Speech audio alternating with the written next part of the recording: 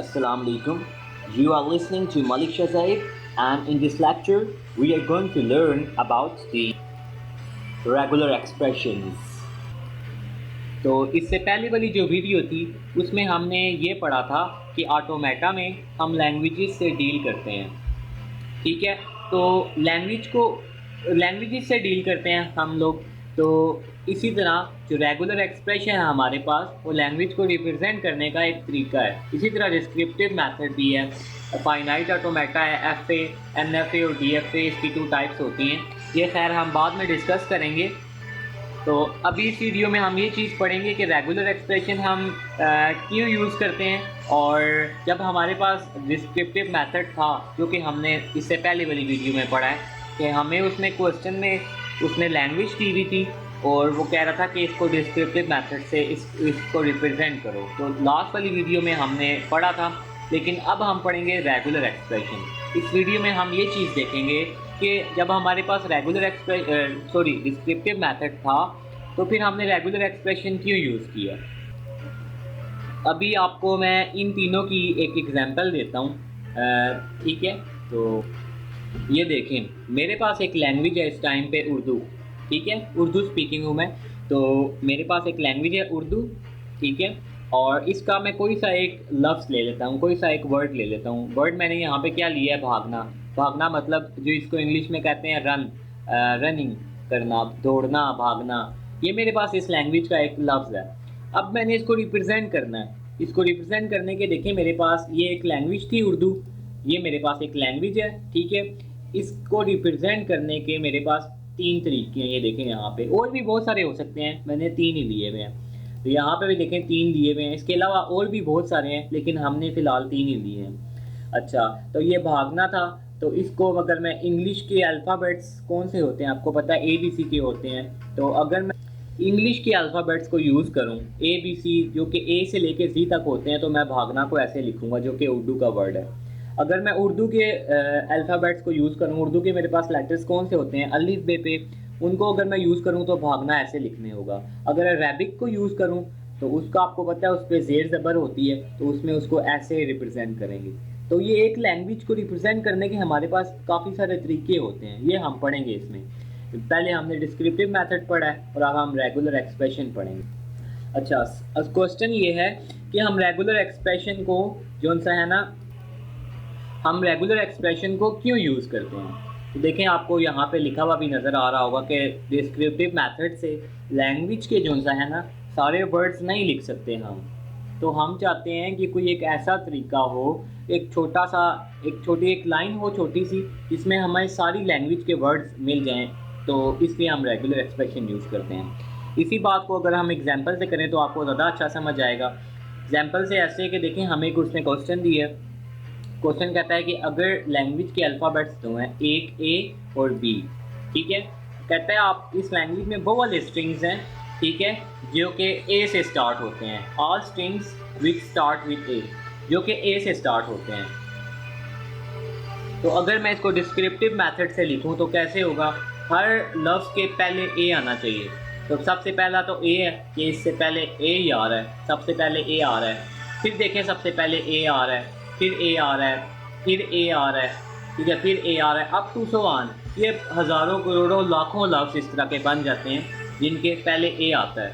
तो देखिए, मैं अब का सारे वर्ड तो मैं इसमें रिप्रेजेंट नहीं कर सकता। तो ये मेरे पास प्रॉब्लम थी डिस्क्रिप्टिव मेथड से, जिसका सलूशन निकला है हमारे पास रेगुलर एक्सप्रेशन। रेगुलर एक्सप्रेशन देखें, जो उसने हमें कंडीशन की होती है। ये रेगुलर एक्सप्रेशन को मैंने RE से रिप्रेजेंट किए, R से रेगुलर, E से एक्सप्रेशन। कहते हैं ऑल स्ट्रिंग्स जो कि स्टार्ट होते हैं A से, तो A से स्टार्ट होंगे इस लैंग्वेज में स्ट्रिंग्स। तो मैंने क्या काम किया, इधर A लिख दिया सबसे पहले, ठीक है। और बाकी बात रही कि अब स्टार्ट में A आना चाहिए, उसके बाद चाहे जो मर्जी आए, A आए, ठीक है, A B आए, A B आए, या A आगे जो मर्जी आ जाए, लेकिन स्टार्ट में A आना चाहिए, ठीक है। तो इसका रेगुलर एक्सप्रेशन देखें हमारे पास क्या बनता है कि अगर मैं A + B के ऊपर स्टार डाल दूँ, इसका मतलब ये होता है कि A और B से बनने वाले जितने भी स्ट्रिंग हैं, सारे स्ट्रिंग्स इसके अंदर आ जाते हैं। तो A + B के ऊपर मैं अगर स्टार डाल दूँ तो ये सबको कवर कर लेगा। खैर ये थोड़ा सा अभी आपको मुश्किल लग रहा होगा, मैंने रेगुलर एक्सप्रेशंस को आगे बहुत अच्छा करके सिखाया है। तो ओवरऑल यहाँ पे मैं आपको ये बात सिखा रहा हूँ कि जो देखें लैंग्वेज के यहाँ पे सारे वर्ड्स रिप्रेजेंट नहीं हो सकते इस डिस्क्रिप्टिव मेथड में। यहाँ पे ये मैंने एक ऐसा तरीका ईजाद किया है, ठीक है, जिसमें हम सारे स्ट्रिंग्स लिख सकते हैं लैंग्वेज के, इसलिए हम रेगुलर एक्सप्रेशन यूज़ करते हैं। अब हम रेगुलर एक्सप्रेशन बनाना स्टार्ट करते हैं। तो रेगुलर एक्सप्रेशन को हम लैंग्वेज की 3 टाइप्स होती हैं। एक सिंगल लेटर लैंग्वेज होती है, एक फाइनाइट लैंग्वेज होती है और एक इनफाइनाइट लैंग्वेज। हम हर लैंग्वेज का रेगुलर एक्सप्रेशन बनाएंगे। मैंने इनको सेपरेट करके लिखा है तो आपको ज़्यादा अच्छा समझ आएगा। इंशाल्लाह इस वीडियो में आपको रेगुलर एक्सप्रेशन का जो टॉपिक है वो बहुत अच्छा क्लियर हो जाएगा। तो सबसे पहले हमारे पास आ जाती है सिंगल लेटर लैंग्वेज, ठीक है। ये एक ऐसी लैंग्वेज होती है जिसका एक ही अल्फ़ाबेट होता है, ठीक है, इसी वजह से हम इसको सिंगल लेटर लैंग्वेज कहते हैं। फॉर एग्जांपल ये देख सकते हैं आप, एक ऐसी लैंग्वेज है जिसका एक ही अल्फ़ाबेट है ए, ये हमारे पास सिंगल लेटर लैंग्वेज है। एक ऐसी लैंग्वेज है जिसका लेटर है बी, ठीक है। एक ऐसी लैंग्वेज है जिसका लेटर है नल, एक ऐसी लैंग्वेज है जिसका लेटर है ज़ीरो। ये सारी मेरे पास सिंगल लेटर लैंग्वेज की एग्जांपल्स हैं। अच्छा, अब आपको मैं ये बताना चाह रहा हूँ कि हम सिंगल लेटर लैंग्वेज कोई सी भी हो सकती है, तो उसका हम रेगुलर एक्सप्रेशन कैसे लिखते हैं। बहुत सिंपल है, जो लेटर यहाँ पे होता है ना वो हमारे पास इधर आ जाता है। अब ये लैंग्वेज थी मेरे पास, ठीक है, यहाँ तक। तो अब इसका मैंने रेगुलर एक्सप्रेशन लिखना है। Regular expression is equal to A. यहाँ पे मेरे पास लेटर बी था तो बी इसका रेगुलर एक्सप्रेशन आ जाएगा। यहाँ पे लेटर नल था तो नल इसका रेगुलर एक्सप्रेशन आ जाएगा। यहाँ पे लेटर ज़ीरो था तो यहाँ पे मेरे पास इसका रेगुलर एक्सप्रेशन भी ज़ीरो आ गया। तो ये होता है सिंगल लेटर लैंग्वेज का रेगुलर एक्सप्रेशन लिखने का तरीका। अच्छा जी, सेकंड हमारे पास कैटेगरी आती है फाइनाइट लैंग्वेजेस की। अच्छा, फाइनाइट लैंग्वेजेस कौन सी होती हैं? ऐसी लैंग्वेज यानी कि जिसके जनरेट होने वाले जो स्ट्रिंग्स हैं वो हम काउंट कर सकें, वो काउंटेबल हों, उनको हम फाइनाइट लैंग्वेज कहते हैं। फॉर एग्ज़ाम्पल, अब हम फाइनाइट लैंग्वेज जितनी भी हैं उनका हम रेगुलर एक्सप्रेशन लिखना सीखेंगे, ठीक है। तो एक एग्जांपल है उसकी कि कहता है, एक ऐसा आपको क्वेश्चन दिया गया है कि अगर लैंग्वेज के जो सा अल्फ़ाबेट्स 2 हैं ए और बी, तो इसमें वो वाले स्ट्रिंग्स शामिल हैं इस लैंग्वेज में कि जिनकी लेंथ 2 है, ठीक है।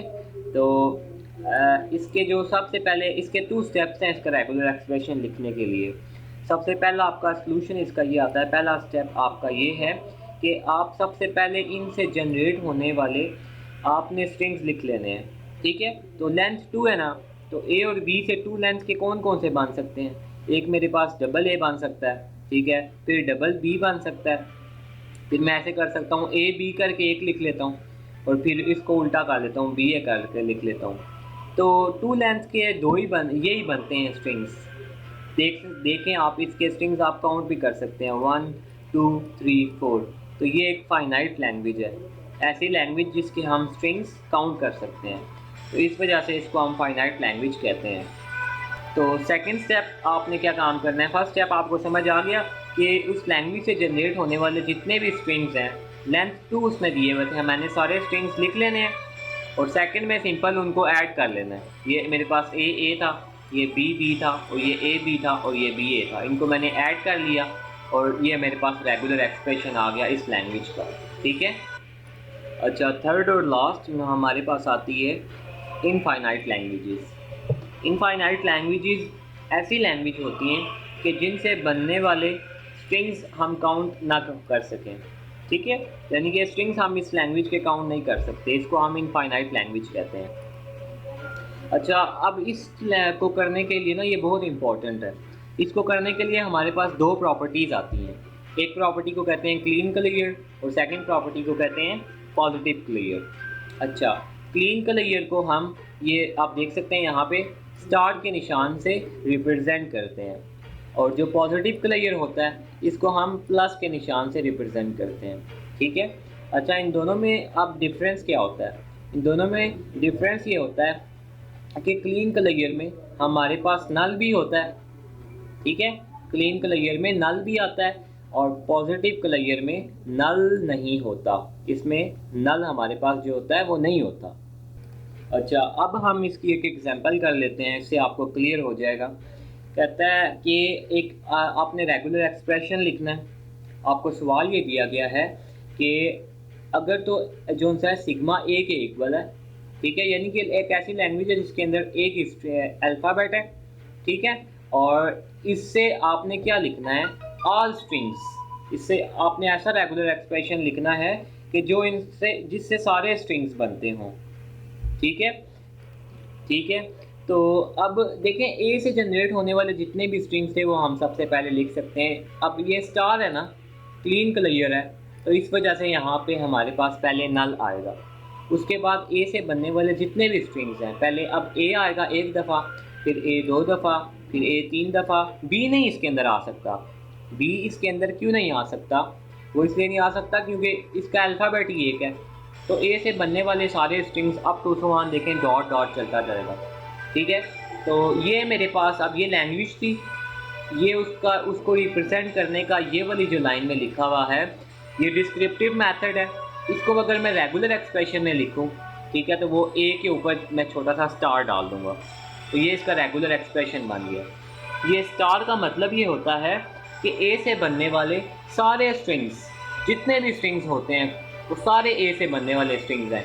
और सेकंड बात, इसके अंदर एम्प्टी का निशान भी आएगा, इसके अंदर नल भी आएगा, इंक्लूडिंग नल है, ठीक है। इसी तरह अगर हम पॉजिटिव क्लियर की तरफ आएँ, उसकी एग्जांपल की तरफ, कहता है एक रेगुलर एक्सप्रेशन लिखो, ठीक है, जिसकी लैंग्वेज, ठीक है। तो ये आपको उसने क्वेश्चन दिया हुआ है, कहता है एक ऐसी लैंग्वेज है जिसका अल्फ़ाबेट ए है और आपने इससे बनने वाले सारे स्ट्रिंग्स लिखने हैं, लेकिन उसमें नल नहीं होना चाहिए। तो इसका हम रेगुलर पहले तो इसके जो है ना, इससे बनने वाले स्ट्रिंग्स लिख लेते हैं, तो नल तो नहीं आएगा इसमें, इसलिए ए से स्टार्ट हो रहा है, फिर डबल ए, फिर triple A, up to so on. A से बनने वाले सारे स्ट्रिंग्स इसके अंदर आ गए हैं, ठीक है। और अब इसका ये हमारे पास इस लैंग्वेज को रिप्रेजेंट करने का डिस्क्रिप्टिव मेथड है। इसमें हम सारे अल्फ़ाबेट्स को नहीं लिख सकते, सारे स्ट्रिंग्स को नहीं लिख सकते। इसकी ज़रूरत हमें पेश आई थी रेगुलर एक्सप्रेशन की, तो इसलिए हमने रेगुलर एक्सप्रेशन ईजाद किया। तो देखें, इसके ऊपर यहाँ पे मैं प्लस लिख दूँगा, ठीक है। तो ये इसका रेगुलर एक्सप्रेशन है। ये मेरे कहने का मतलब है, जब यहाँ पे आपके पास नल आ रहा होगा तो आपने ए के ऊपर स्टार डालना है, और जब आपके पास नल नहीं आ रहा होगा और वही ए से बनने वाले सारे स्ट्रिंग्स हैं, तो फिर आपने ए के ऊपर छोटा सा प्लस डालना है। तो ये होता है रेगुलर एक्सप्रेशन लिखने का तरीका। देखें, अब यहाँ पे ये डिस्क्रिप्टिव मेथड था, ठीक है। ये कितनी बड़ी लाइन है, अप टू सो ऑन, इससे बनने वाले हमें सारे स्ट्रिंग्स हम नहीं लिख सकते, ठीक है। तो ये इजी है या ये इजी है? Of course regular expression easy है, ये मुश्किल है। इस वजह से हम डिस्क्रिप्टिव मेथड यूज़ नहीं करते। इसको डिस्क्रिप्टिव मेथड कहते हैं, ये हम नहीं यूज़ करते। हम रेगुलर एक्सप्रेशन को इस वजह से प्रायोरिटी देते हैं, ठीक है। आई होप सो आपको समझ आई होगी। So thanks for your time, अल्लाह हाफिज़। इंशाल्लाह नेक्स्ट वीडियो में हम रेगुलर एक्सप्रेशन की प्रैक्टिस करेंगे कुछ एग्जांपल्स के साथ।